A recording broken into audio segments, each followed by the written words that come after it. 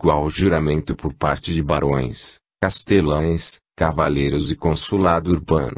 Entregava-lhe também, por um período de 5 anos, vários castelos. A Rainha Branca de Castela prometeu purgar seus estados da heresia. Luís IX enviou comissários encarregados de obter o juramento dos vencidos, dos consulados das cidades, dos cavaleiros vassalos de Raimundo VII. Em 2 meses, o Languedoc livre expirou. A Inquisição retornou. Recomeçaram citações, interrogatórios, penitências, condenações. Todos se submeteram ao rei, até salteadores e proscritos. Cidades e castelos do condado juraram fidelidade à Igreja e coroa. Os antigos aliados de Raimundo também se curvaram aos poderes espiritual e temporal, obrigando o conde a obedecer. Somente um castelo desconheceu a autoridade de Papa e Rei. Somente um se negou a obedecer, a se privar da liberdade de escolher crença e fé. Somente um se cimiu de jurar paz à Igreja e coroa, fidelidade aos mais poderosos. O Castrum de Montségur. Tanta insubordinação e impertinência exigiam destruição. Papa e Rei decidiram abatê-lo. Na primavera de 1243, Raimundo VII deixou Toulouse. Planejava estar de volta antes que o ano acabasse. Mandou mensagem a Raimundo de Pérez e a Pedro Rogério comunicando sua chegada para antes do Natal. Para suprir sua falta enquanto estivesse ocupado em regularizar sua situação, enviou um especialista na construção de máquinas de guerra para ajudar os refugiados em Montségur. Também durante a primavera, milhares de homens o superintendente de Carcassonne trouxe sob seu comando para cercar a montanha. O cerco, porém, não interferiu na atividade desenvolvida pelos perfeitos. Tudo funcionava como se nada acontecesse. Bertrand Marty pregava, e seus sermões eram disputados por dezenas de fiéis, que, desligados de hierarquias sociais, se misturavam para ouvi-lo. Perfeitos e perfeitas eram ordenados, e os fiéis não dispensavam a refeição comunal, o pão bento, o beijo de paz, o pater rezado pelos pastores. Apesar da perseguição e do perigo que corriam, os perfeitos não abandonaram as viagens pastorais e as faziam sob a proteção de soldados de Montségur. Naquele tempo, levando-se em consideração castelo, casas e cabanas, 400 pessoas habitavam o castrum. Muitas fugidas da Inquisição dos últimos meses, divididas entre comunidade religiosa, perfeitos e perfeitas, e comunidade laica, constituída pelo clã senhorial, Père Lemirepoix, e cavaleiros, soldados, sargentos, besteiros, escudeiros, domésticos, proscritos, mensageiros, agentes de comunicação com o exterior, acompanhados de mulheres e filhos. Enquanto Bertrand Marty gerenciava, do alto da montanha, a igreja cátara, Pedro Rogério do Mirepoix dedicava-se a reforçar, com homens e material de guerra, as defesas de Montségur. Comprou cordas para os engenhos de guerra, uma funda e uma besta. Enviou mensageiros aos que pudessem prestar socorro. Mesmo cercado, Montségur não interrompeu a comunicação com o exterior. Para isolá-lo em toda a sua extensão, seria necessário um efetivo muito maior do que o que estava sob o comando do superintendente. Os refugiados tinham outro trunfo. Contavam com homens que possuíam total domínio e conhecimento do terreno, o que lhes permitia enganar a vigilância das sentinelas. Muitos soldados que engrossavam as fileiras inimigas foram recrutados à força e, fiéis aos hereges, tornaram-se cúmplices dos defensores. Eram estes pequenos nadas reunidos que ainda permitiam receber víveres e reforços. Em Montségur, o cerco comum estava fadado ao fracasso. A configuração da rocha impedia qualquer assalto direto ao castelo e recusava máquinas de guerra convencionais. Ainda que se tentasse a aproximação pelo lado da senda de acesso, os declives eram abruptos demais para fazer deslizar galerias cobertas, gatas e torres rolantes. Outra dificuldade ficava por conta do desnivelamento, que era imenso, para que se conseguisse tomar o castelo com tiros de catapultas. Montségur estava ao abrigo de balas, ataques frontais e sapas. Os franceses optaram por montar postos de guarda em lugares estratégicos. Era com certa alegria que os cercados viam as manobras fracassar, era com certa esperança que viam o inverno aproximar-se. Os comandantes da Armada Real deviam estar cientes de que, caso insistissem no cerco, se arriscavam a ver a armada condenada a longos meses de paralisação e em condições física e moral precárias. O inverno no Vale de Montségur é extremamente rigoroso. Enquanto em Montségur os hereges aguardavam, confiantes, a chegada de Raimundo, o conde viu os dias passar e nada se resolver. Raimundo foi ao encontro do imperador Frederico em setembro. Precisava ser reconhecido como Marquês da Provença. Não encontrou grandes dificuldades em negociar com ele, mas o imperador ainda estava em conflito com Inocêncio IV e só o Papa podia validar o acordo. Na tentativa de acelerar o processo, o conde prontificou-se a servir de intermediário nas negociações entre Igreja e Império. Redigiu cláusulas do acordo. Inocêncio aceitou-as, sem restrições. Frederico rejeitou-as. Obstinado, Raimundo insistiu. Tinha pressa de voltar a Toulouse. Planejava arranjar ajuda e socorrer Montségur. A preocupação do conde não era infundada. Os cercados não estavam tão protegidos quanto acreditavam. Se a montanha era segura, se suas encostas não eram receptivas a máquinas de guerra, o oficial real era persistente, audacioso, e, percebendo que um ataque direto era impossível, voltou-se para a extremidade oriental, a Rocha da Torre, que, apesar de defendida, estava localizada no ponto mais baixo do sistema de defesa. Chegando até ela, seria possível montar catapultas e outras máquinas de arremesso e atingir o castrum. No Natal de 1243, um grupo de assaltantes pisou na montanha, homens recrutados entre o povo e que conheciam bem o local. Gascões engajados na armada, por falta de simpatia pelos hereges, organizaram, durante a noite, a subida pelas abruptas falésias. Chegaram pelo ângulo leste da rocha, surpreenderam sentinelas, ocuparam o fortim. Armados com espadas, facões e punhais, degolaram os que encontraram. Quando amanheceu, já ocupavam boa posição para atacar o castrum. Os cercados tentaram bloquear o avanço inimigo, barrando a passagem com defesas edificadas às pressas. Retardaram a ação dos assaltantes, mas não impediram que avançassem. Os representantes da igreja cátara pressentiram o perigo, resolveram esconder o tesouro de guerra, ouro, prata, dinheiro vivo, cuidadosamente guardado para fazer face às despesas da comunidade religiosa com alimentos, pagamento de defensores e recompensas dadas às guarnições. Ainda que já não servisse para os bloqueados em Montségur, seria de grande ajuda para outros hereges perseguidos pelo país. Bertrand Marty escolheu 2 homens para a operação. Eles procuraram cúmplices entre soldados e, graças aos cuidados dos aliados, escaparam de Montségur sem que fossem vistos pelos guardas e impedidos de executar a missão. Os 2 hereges esconderam a preciosa carga numa gruta fortificada da região. Depois, os perfeitos tentariam reaver o tesouro evacuado. No primeiro dia do novo ano, os cercados ainda esperavam o conde de Toulouse. Souberam que estava na Itália, tentando resolver seus problemas e trazer-lhes socorro. O mês de janeiro transcorreu sob o arremesso de pedras e combates mortais. Muitos fiéis cátaros tombaram sem que lhes fosse possível receber o consolo dos moribundos. Muitos perfeitos morreram sem que pudessem recitar o pater. Os hereges, amedrontados pela possibilidade da morte violenta que os impedia de receber o consolo salvador da alma, pediram a Bertrand Marty que lhe prometesse que o receberiam, ainda que estivessem privados da palavra. O pacto foi aceito entre perfeitos e fiéis.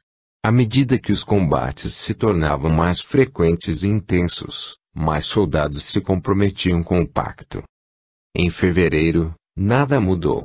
Os tiros de catapultas eram incessantes, ensurdecedores. As balas esburacavam muro, furavam teto. O voo das flechas fazia com que os cercados corressem de um lado para outro, tornando a circulação dos defensores impraticável. Na última semana do mês, as provisões começaram a faltar. As comunicações com o exterior foram cortadas, e não havia como receber víveres. Pedro Rogério racionou a comida, meia porção de fava para cada um. Os hereges dividiram suas reservas com a guarnição, desfizeram-se de objetos pessoais, conscientes de que, mesmo em caso de negociação, não seriam poupados. Os assaltantes atingiram os arredores do castrum. A situação piorava a cada hora. Esgotados ao anoitecer, os cercados esperavam o amanhecer sem saber o que lhes reservava o novo dia. A comunidade religiosa não abandonou suas visitas rituais. Agia como se o medo da morte não atingisse e a desesperança não existisse. Consolava moribundos, cuidava de enfermos, acalmava os que temiam morrer sem que tivessem salvado a alma. Corpo e vida nada significavam. Civis ou militares, religiosos ou laicos, humildes ou nobres, ninguém era poupado. O inferno completava 2 meses. A sobrevivência no castrum tornou-se insuportável. Armas e máquinas rateavam, esgotadas. Pedro Rogério comandava uma guarnição em frangalhos, no limite de suas forças. Feridos e doentes eram muitos, mortos insepultos amontoavam-se por falta de terra que os acolhesse, disputavam espaço com os vivos, ameaçando a todos com epidemias. A água rareava, os víveres sumiam das prateleiras, o castelo estava em ruínas. Um novo assalto seria fatal para os sobreviventes. Em 1º de março, Pedro Rogério rendeu-se em nome da população do castelo. A decisão de cessar a resistência não foi aleatória. Bertrand Marty aprovou a rendição, promoveu-a. Jamais teve ilusões quanto à sorte da comunidade religiosa. Se Montségur fosse tomado, nenhum abjuraria, todos morreriam na fogueira. O acordo por levar ao superintendente de Carcassonne foi redigido por senhores e religiosos. Era preciso aproveitar qualquer vantagem que ainda restasse para negociar. A Armada Real também estava exausta após 10 meses de cerco e combates diários. Todos ansiavam pela paz.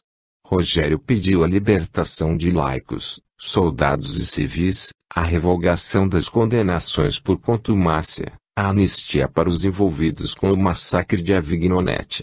Para perfeitos e perfeitas nada podia exigir. Porém, de comum acordo com Bertrand, incluiu, como cláusula para a rendição, uma trégua de 15 dias. A notícia de que Raimundo 7 graus Celsius chegaria nos primeiros dias de março foi o principal motivo para a exigência. Bertrand, entretanto, tinha outros interesses.